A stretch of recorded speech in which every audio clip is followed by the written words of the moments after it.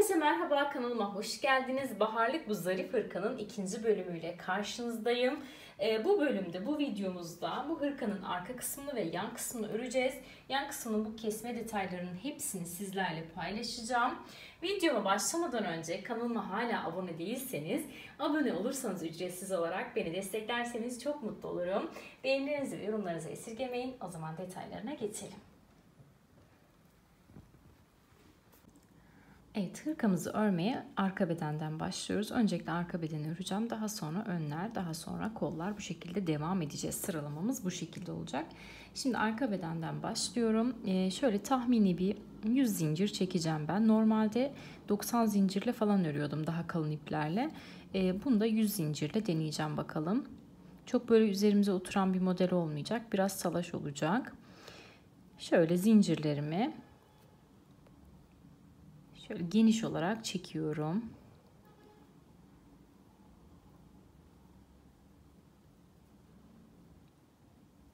Evet, bakın bu şekilde zincirlerin büyüklükleri birbirine eşit olsun, yani farklı olmasın. Bu şekilde toplamda 100 adet zincirimi çekiyorum.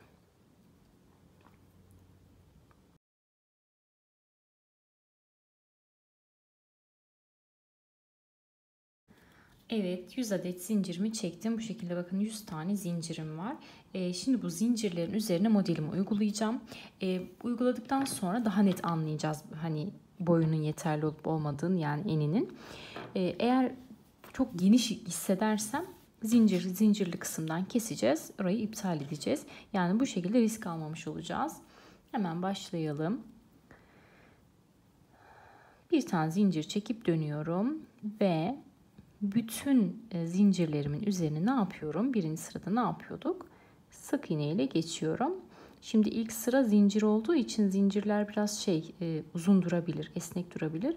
Ama modeli ördükçe ne yapar?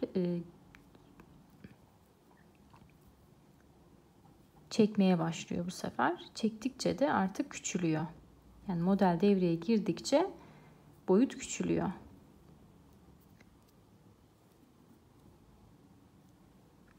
Evet, bakın bu şekilde şöyle sık iğnelerimi yaparak birinci sıramı tamamlıyorum.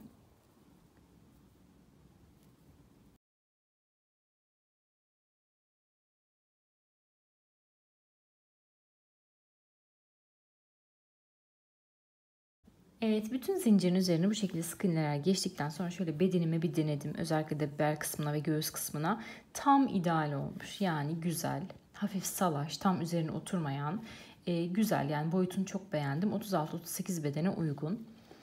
Daha hani large beden için falan 120 tane zincir çekebilirsiniz. 120, large için mesela 120, işte daha büyük beden için 140-150 falan, bu şekilde devam edebilirsiniz. Şimdi örgümü çeviriyorum. Ve ikinci sıramda ne yapıyorum? Yine sık iğnelerle gidiyorum. Modeli zaten bir önceki videomda detaylı olarak anlatmıştım. Ama tekrar hatırlatmak adına bu kısımları şöyle üzerinden geçiyorum. İkinci sırada ne yapıyorduk? Sık iğne yapıyorduk yine ilk başlangıç sıramızda. Mümkün olduğu kadar ne demiştim? Elimizi gevşek tutuyoruz. Gevşek gevşek örüyoruz. Modelimiz kendini bu şekilde gösteriyor. Eğer gevşek öremiyorsak da daha büyük tığ numarası kullanabiliriz. İkinci sıramı da bu şekilde tamamlıyorum.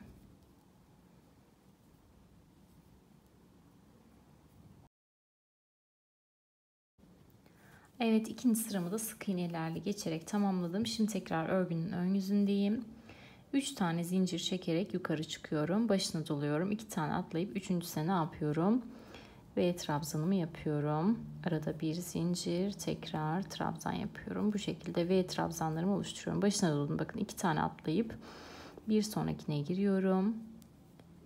Bir tane ikili trabzan yapıyorum. Tekrar zincir çekiyorum. Aynı noktaya bir tane daha ikili trabzan. 2 tane atlayıp üçüncüsüne giriyorum. Yine ikili trabzan, arada bir zincir, yine aynı noktaya ikili trabzan. Başına doladım. 2 tane boşluk atlayıp üçüncüsüne giriyorum. Bir tane ikili trabzan yapıyorum. zincir çekiyorum. Aynı noktaya tekrar bir tane daha ikili trabzan yapıyorum. Bakın bu şekilde V trabzanlarımı oluşturuyorum. Şöyle netleştirelim. Evet. Başına doladım. 2 tane atladım. Hemen bir tane trabzan. Bir zincir, aynı noktaya tekrar bir tane trabzan. Modelimizin ön yüzünde yapılacak işlem bundan sonra bu. V trabzanlar yapmak. Arka yüzde de tamamen sık iğne ile geçmek. Modelimizi bu şekilde istediğimiz uzunluğa gelinceye kadar ilerleteceğiz. Ben bir öreyim. Daha sonra ne kadar ördüm, kaç santim ördüm sizlerle paylaşacağım. Bu arada arka kısmı örüyoruz ya, ensede yaka oyuntusu yapacağız. O önemli. Yaka oyuntusu çok daha güzel gösteriyor. O kısma kadar düz öreceğiz. O kısımdan sonra yaka oyuntusu yapacağız. Onu da ben paylaşacağım sizlerle. Beraber yapacağız. Bütün detaylarını sizlerle paylaşacağım. Evet, bu şekilde modelimi devam ettiriyorum.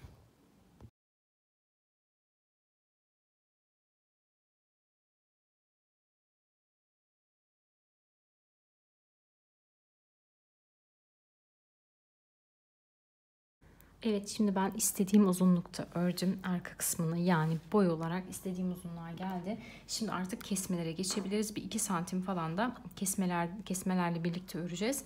Daha sonra da artık arkayı bitirmiş olacağız. Şimdi şöyle ben uzunluğunu göstereyim size. Bakın arka kısmı şöyle, etekleri biraz geniş oldu. Neden? Çünkü ben çok gevşek başlayalım demiştim. O yüzden de eteklerini böyle durmasını istediğim için gevşek başladım. Şöyle bakın, yukarı doğru hafif bel kısmında bir daralma oluyor. Bu da çok güzel bir form katıyor. Yani böyle kalas gibi insin istemedim. Bakın alt kısmı daha geniş. Üste doğru daha daralıyor. Şimdi santim olarak söyleyeyim. Kaç santim uzunluğunda?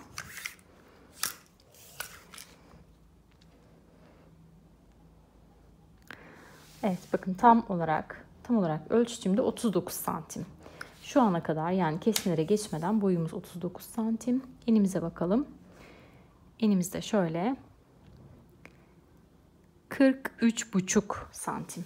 Yani tam 44 de değil aslında, 43,5 santim. Şimdi artık kesmelere geçebiliriz. Bu arada şöyle örnekten de gösterebilecek olursak şu kısımlar bakın. Ekranım çok mu kirli benim?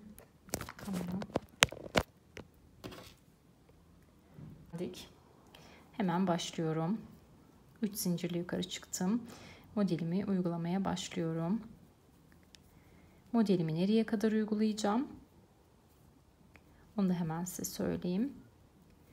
Şuradan bakın sayıyorum. Alttan 2, 4, 6, 8, 10, 11. Bakın 11 tane şu V trabzanları görüyorsunuz.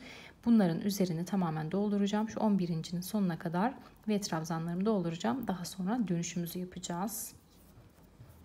Şimdi 11 tane V trabzanımı yapıyorum. Yani normal modelimi devam ettiriyorum bu kısımlarda. Önce sağ kısmı öreceğiz. Sonra solu öreceğiz. Bu şekilde.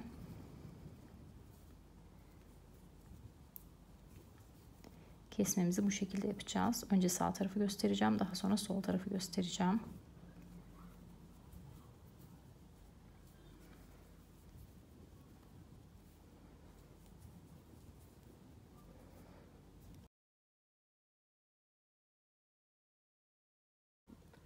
Evet, bakın 11 tane V trabzanımı ördüm. Şöyle tekrar sayalım. 2, 4, 6, 8, 10, 11. Şimdi bulunduğum noktada bakın direkt ayraç taktım. Ayraç taktım. Ayracın arasında da yine 10 tane V trabzanım var. Ayracın sonunda da yine 11 tane V trabzanım var. Bu şekilde denk geldi. Benim bu şekilde ayarladım. Sizin mesela diyelim ki daha fazla oldu V trabzanlarınız. Onu yani kenarlara eşit olacak şekilde yaparsanız ortadaki sayı çok önemli değil. Önemli olan sağ ve solun eşit olması. Bulunduğum noktadan hemen geri dönüyorum bakın. Bu şekilde kesme yapıyoruz. Hemen bir zincirle yukarı çıkıyorum. Bu sırayı sıra sonuna kadar tamamen yine modelim neydi? Örgünün arka yüzünde ne yapıyordum? Sık iğne yapıyordum. Sık iğne yaparak tamamlıyorum.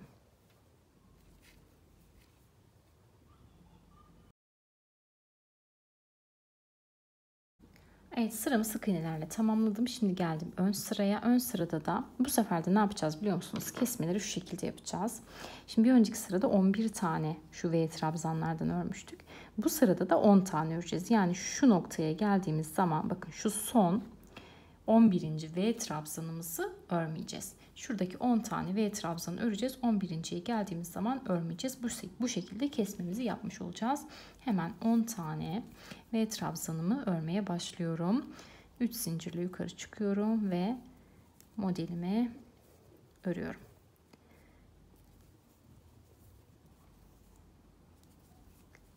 Evet, kalın iple örülse daha kolay bir model olur. İnce ip birazcık açıkçası zorluyor ama kalın iple de güzel durmaz. Bunun numarası, güzelliği ince iple böyle dökümlü durması.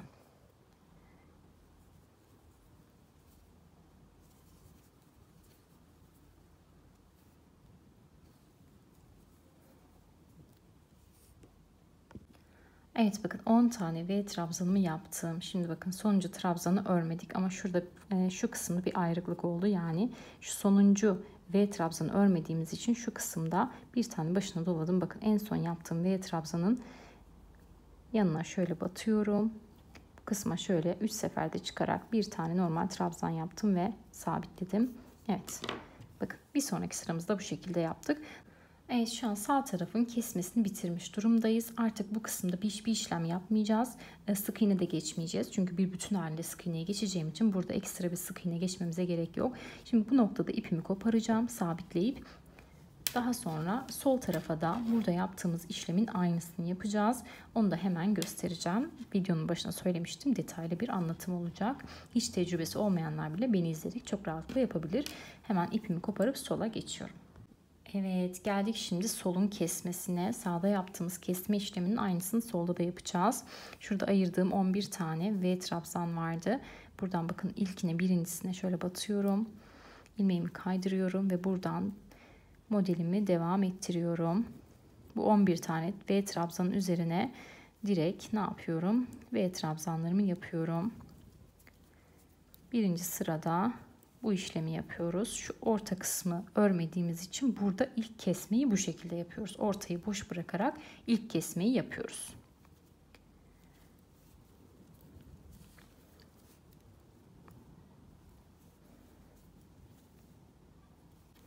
Evet, 11 tane V trabzan örüyorum bu sırada. Şöyle bakın, V trabzanlarımız görünsün. Evet, şimdi V trabzan sıramı bitirdim. Örgünün arka yüzünü çeviriyorum. Arka yüzde ne yapıyorduk? Sıra sonuna kadar hepsinin üzerinden sadece sık iğne geçiyorduk. Hemen sıramı bu şekilde tamamlayayım. Ön yüzde tekrar kesmelerle devam edeceğiz.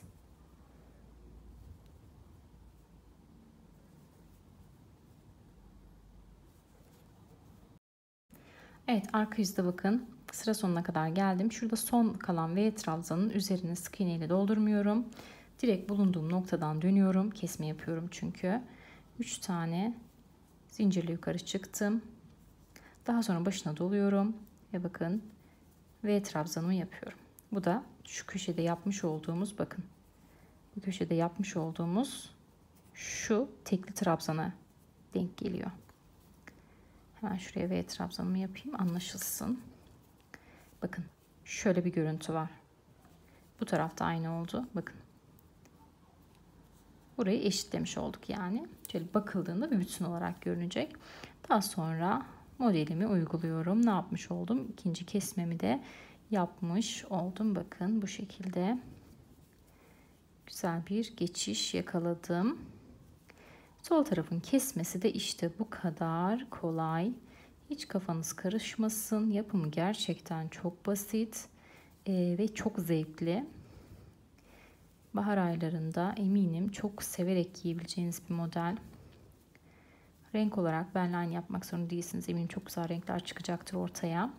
Yaptığınız örgüleri de çok merak ediyorum. Benimle paylaşırsanız ben de takipçilerimle paylaşacağım.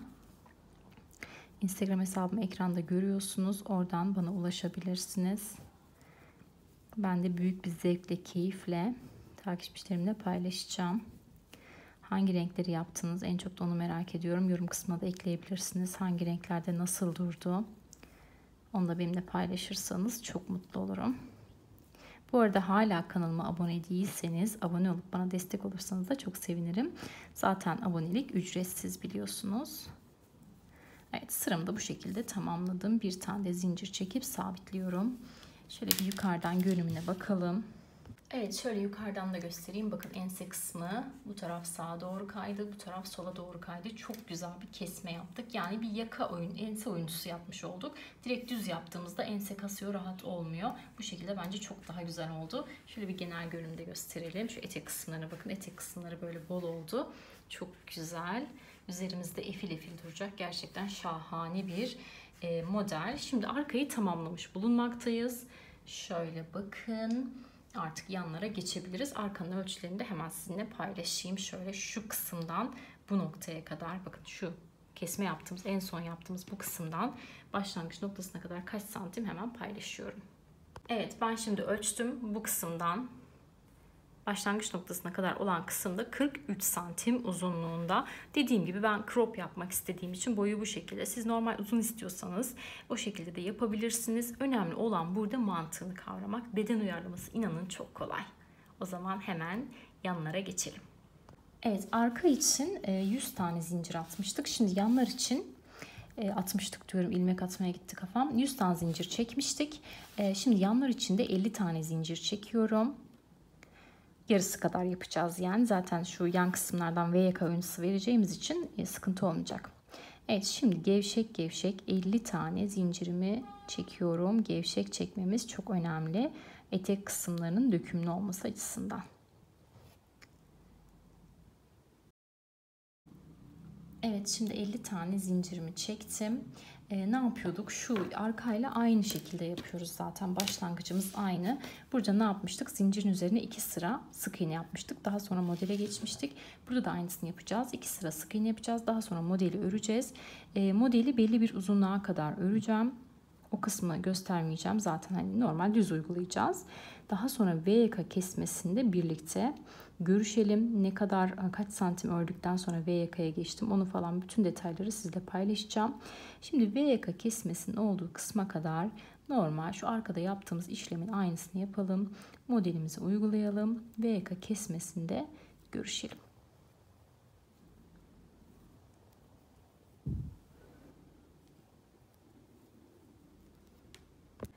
Evet, yanı şimdi ben kesme noktasına kadar ördüm. Böyle derin bir V yaka istediğim için çok uzun örmedim bu kısmı. Hemen şöyle santim olarak paylaşayım sizlerle. 22 santimi birazcık geçiyor. 22 santim diyebiliriz. Kaç sıra ördüğümü de hemen söyleyeyim. Bakın şu V trabzanları sayıyorum. Yani onların sırasını sayıyorum. 2, 4, 6, 8, 10, 12, 14, 16. Evet, toplam 16 sıra bu V trabzanları ördükten sonra şimdi artık V yaka kesmesine gelebiliriz. Şimdi sağ tarafı yapacağım. Şöyle göstereyim. Şimdi burası sağ tarafın V yaka kesmesi olacak. Şöyle bakın. O yüzden de kesmelerimizi içten, yani sıra sonundan yapacağız sağ tarafın olduğu için. Evet, bakın. Şimdi 16 sıra ördükten sonra en son bakın ne yapmışım? Sık iğne sırası yapmışım. Şimdi buradan direkt kesmeye başlıyoruz. Şöyle bakın. Yani bu V trabzanın olduğu sırada keseceğiz. Yani şu sıra sonunda keseceğiz. Şimdi sıra sonuna kadar bakın şu son V trabzana kadar normal düz örüyorum. Hemen başlayalım örmeye. Şu an 17. sırayı örüyorum yani. 3 zincirle yukarı çıktım. Başına doladım. Ve yine V trabzanlarımı yapıyorum. Sıra sonunda son V trabzanıma geldiğim zaman o noktada bir kesme yapacağım. Sağ tarafta sıra sonunda yapıyoruz kesmeleri.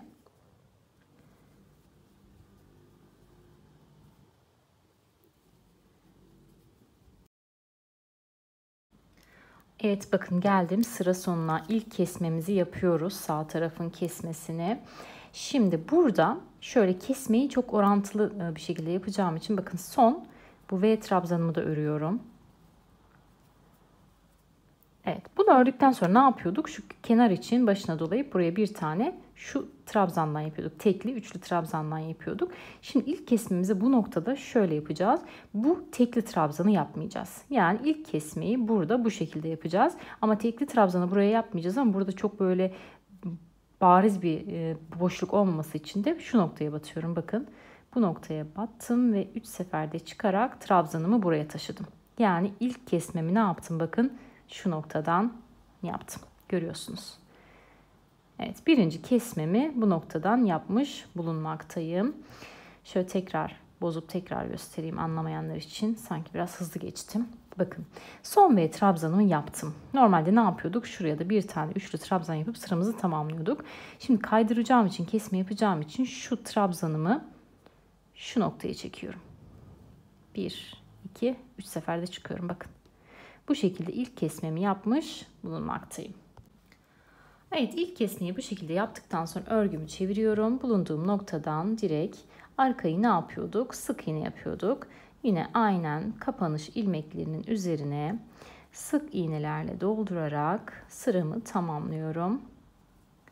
Örgünün ön yüzünde tekrar sıra sonunda kesme yapacağız. Şimdi arkayı bu şekilde sık iğnelerle tamamlıyorum. Önde de şu kesme noktasında şöyle göstereyim bakın. Şuradaki son bölüme kadar yani şu nokta tuttuğum noktaya kadar modelimi uygulayacağım. Bu tuttuğum noktada tekrar kesme yapacağız.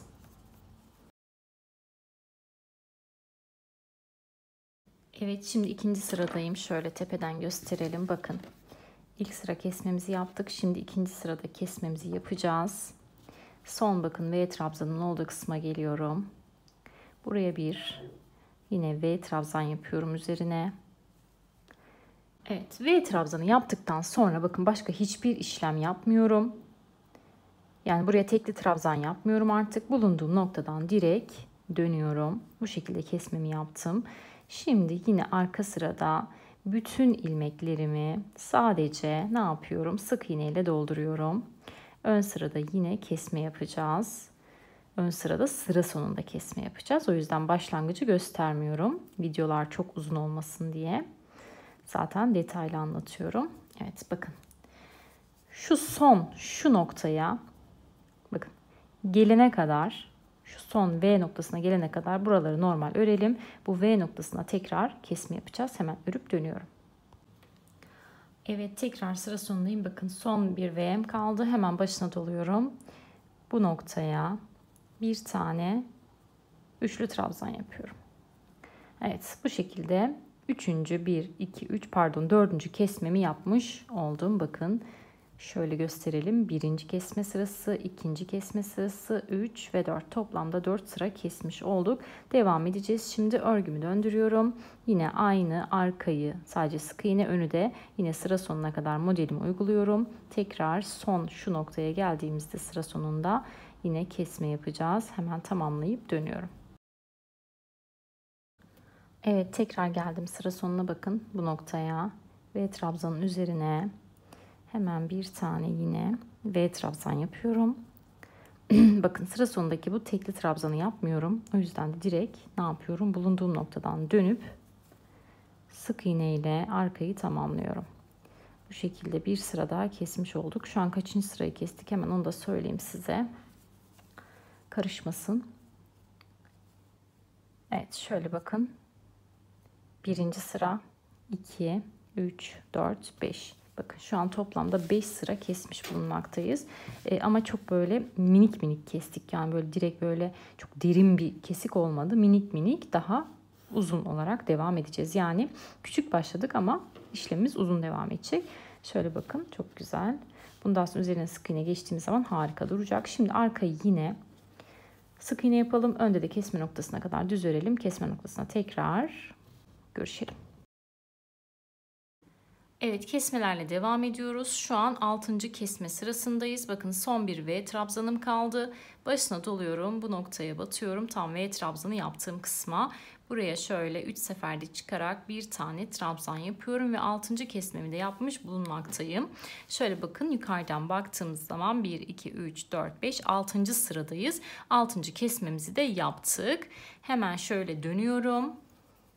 Arka sırada ne yapıyorduk? Bütün ilmeklerimiz sadece sık iğne ile dolduruyorum. Ön sırada da yine bu sıra sonundaki son bir V kalana kadar modelimi uyguluyorum. O son V'de 7. kesmemizi yapacağız.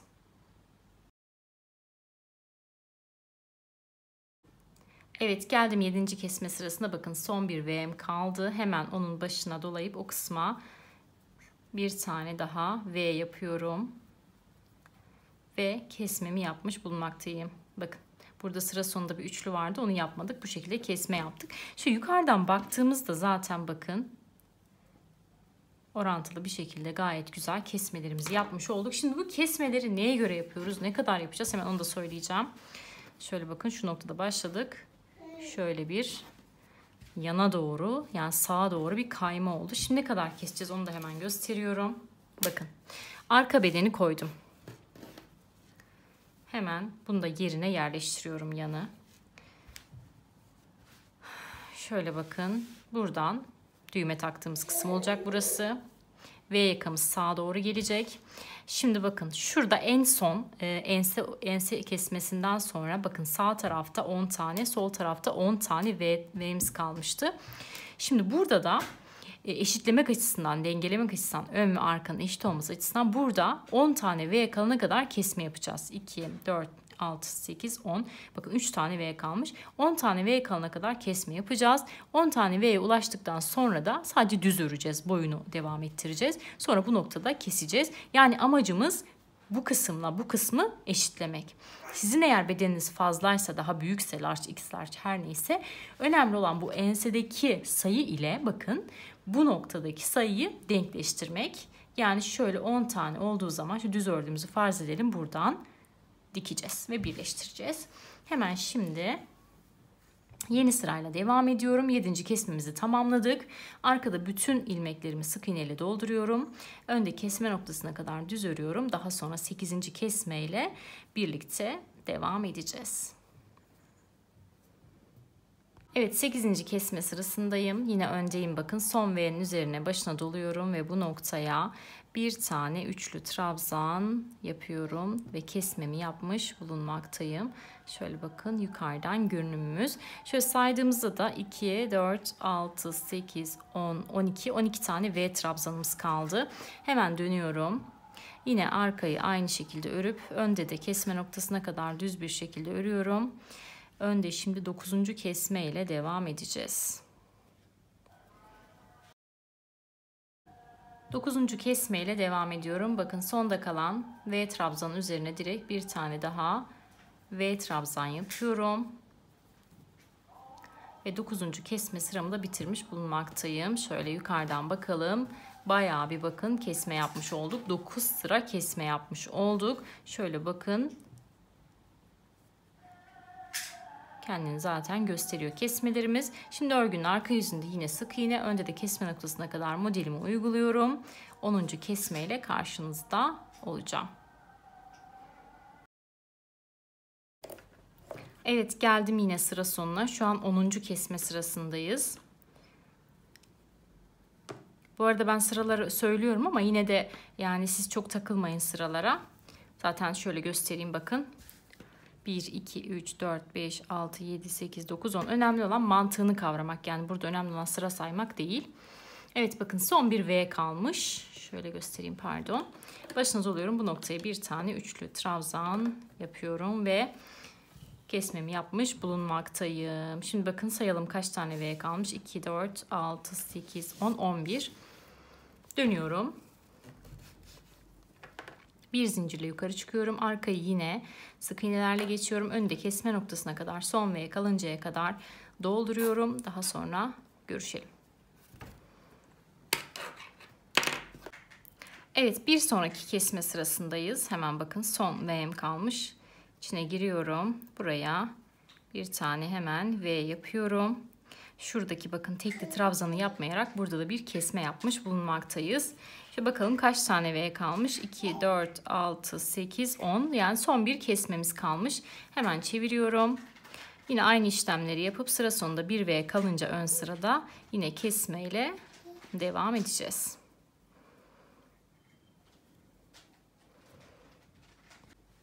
Evet, geldim sıra sonuna. Şimdi bakın, son bir V kaldı. Oraya giriyorum. Bir tane trabzan yapıyorum ve sıramı kapatıyorum. Şöyle bakın, saydığımız zaman şu V'leri 2, 4, 6, 8, 10 tane V kalmış oldu. Artık kesmemizi bitirdik. Yani bakın, şu V'leri saydığımızda 10 tane kaldıysa kesmemiz bitmiş demektir. Şöyle bakın, V yakamız biraz geçelim. Şimdi şöyle önü ve arkayı bir üst üste getirdim. Bakın, görünümümüz bu şekilde ve V yaka oyuntumuz çok güzel oldu. Şimdi artık şu düz örülen kısma geldik. Bakın, eşit oldu.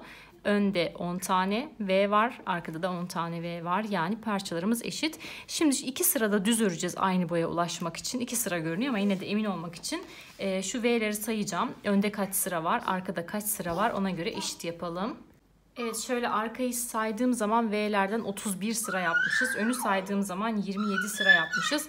Yani 4 sıra düz bir şekilde V'lerimizi öreceğiz. Artırma eksiltme yapmadan artık kesmelerimiz bitti. Şimdi 4 sıra V'lerimizi örelim. Daha sonra eşit olduğunu göreceğiz. Hemen örüp dönelim. Evet, önü de arkayla eşit uzunlukta ördüm. Şöyle üst üste koyduğumuzda da gayet güzel duruyor. Şöyle bakın, hırkamızın bayağı bir artık taslağını oluşturmaya başladık. Arka ve yanın bir tanesi hazır. Bu şekilde. Bütün bu kesme detayını sizlere göstermeye çalıştım. Elimden geldiğince gayret ettim göstermeye. Evet, sağ taraf bu şekilde bitti. Şimdi sol taraf kaldı. Kollar ve son olarak düğme detayları ve kenarların tabii ki sık iğne geçilmesi, lastik kısmı vesaire. Büyük bir kısmını halletmiş olduk. Buraya kadar anladıysanız bundan sonrakini çok rahat devam ettirebilirsiniz. Videomuzun ikinci bölümü burada sona eriyor. Hala kanalıma abone değilseniz kanalıma abone olup beni desteklerseniz çok mutlu olurum. Zaten abonelik ücretsiz. Beğenilerinizi ve yorumlarınızı bekliyorum. Bir sonraki videoda görüşmek dileğiyle, hırkamızın 3. bölümüyle karşınızda olacağım. Hoşçakalın.